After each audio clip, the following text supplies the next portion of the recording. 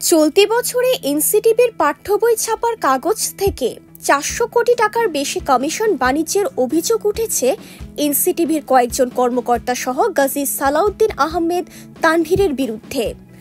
স্ট্যাটাসে তানভীরকে নতুন দলের নেতা হিসেবে উল্লেখ করা হয়েছে। গণ অধিকার পরিষদের সাধারণ সম্পাদক মোহাম্মদ রাশেদ খান ফেসবুক স্ট্যাটাসে এই অভিযোগ করেন। রাশেদ স্ট্যাটাসে লিখেছেন, ডিসি নিয়োগের তালিকা চূড়ান্ত করার ক্ষেত্রে যে ছাত্র সমন্বয়কের নাম এসেছিল গাজী সালাউদ্দিন তানভীর ওরফে তানভীর আহমেদের, এনসিটিবি বিতর্কে তার নাম নতুন করে আলোচনায় এসেছে।